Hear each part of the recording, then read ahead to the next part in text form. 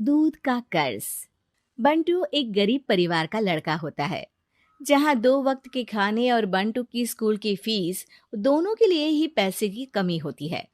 और बंटू के inter exams भी नजदीक होते हैं, इसलिए वो खुद अपनी पढ़ाई की खातिर घर घर जाकर सामान बेचना शुरू कर देता है।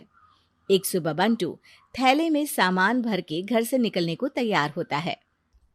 माँ, खाने के लिए कुछ है?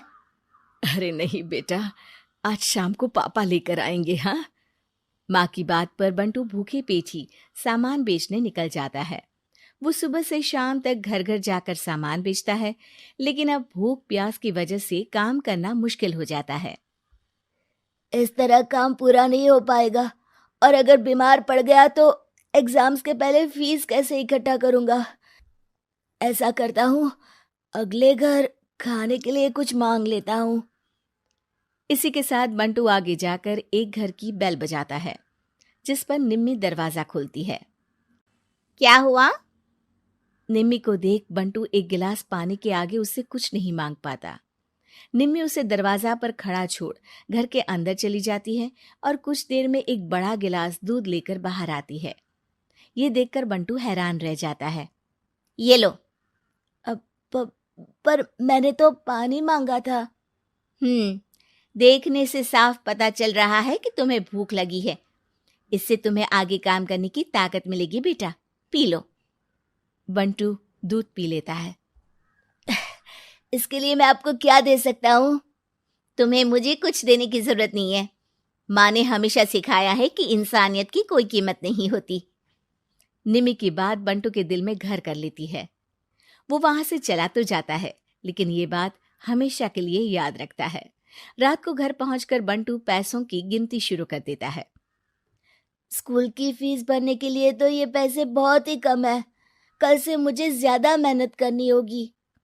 अगली सुबह से बंटू फिर एक बार पूरी मेहनत के साथ काम पर लग जाता है। देखते ही देखते कुछ समय बीतता है और अपनी मेहनत से बंटू एग्जाम्स के पहले ही स्कूल फीस भर देता है।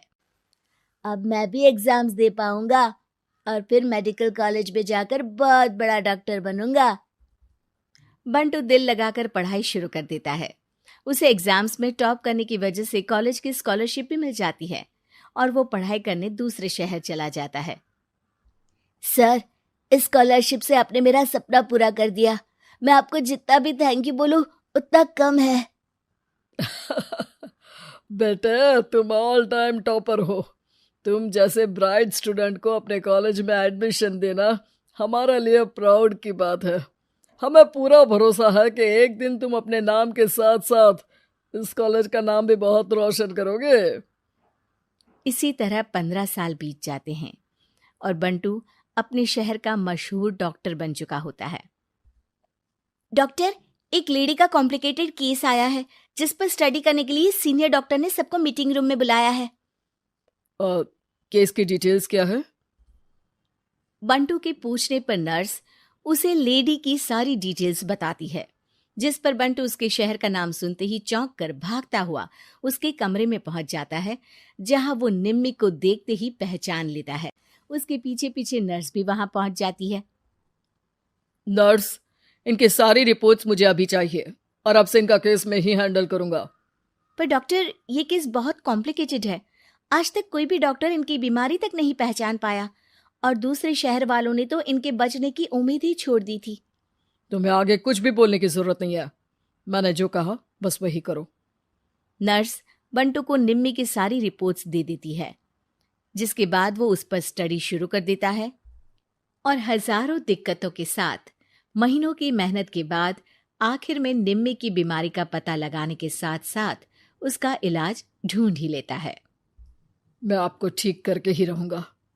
अब बंटू अपने को डॉक्टर्स की मदद से दिन रात एक करके निम्मी के इलाज में जुट जाता है, जिसमें वो कभी दूसरे हॉस्पिटल के स्पेशलिस्ट को, कभी किसी मल्टी स्पेशलिस्ट को बुलाकर निम्मी का चेकअप कराता रहता है। इसी तरह 10 महीनों की मेहनत के बाद आखिरकार निम्मी ठीक हो जाती है, जिसे देख पूरा हॉस्पिटल हैरान रह जाता है। वाह डॉक्टर, आपने तो बिल्कुल नामुमकिन को मुमकिन कर दिखाया। यही तो हम डॉक्टर का काम है। सुनो, इनके डिस्चार्ज के वक्त बिल के फाइनल प्रोसीडिंग से पहले उसे मेरे पास ज़रूर लेकर आना। कुछ ही हफ्तों में निम्मी के डिस्चार्ज होने का वक्त भी आ जाता है। निम्मी नर्स से बिल के बारे में पूछती है। पेपर सारे तैयार हैं, आप तैयार हो जाइए, तब तक मैं बिल की कॉपी भिजवाती हूँ। नर्स बिल लेकर पहले बंटू के पास जाती है, जिस पर वो बिल देखकर उस पर कुछ लिखता है और नर्स को वापस कर देता है। नर्स उसे निम्मी के पास भेज देती है और बिल हाथ में आते ही निम्मी उसे देखने से पहले ही परेशान हो जाती है। जाने कितने समय से मैं यहीं हूँ। शहर का सबसे बड़ा हॉस्पिटल है। बिल तो बहुत लंबा चौड़ा बन गया होगा, जिसे भरने में मेरी बची कुची पूरी जिंदगी बीत जाएगी। आखिर मैं ये सब कैसे करूंगी? डरते घबराते निम्मी बिल खोलती है। Don't provoke me to anger, or else you'll be in danger. तो उसकी नजर बिल के आखिर में लिखे एक नोट पर पड़ती है, जिस पर लिखा होता है, 1 गिलास दूध ने बिल पूरा कर दिया। और उसी के नीचे बंटू के सिग्नेचर भी होते हैं। ये पढ़कर निम्मी की आंखों से खुशी के आंसू बहने लगते हैं और भगवान का शुक्रिया अदा करके वो वहां से चली जाती है।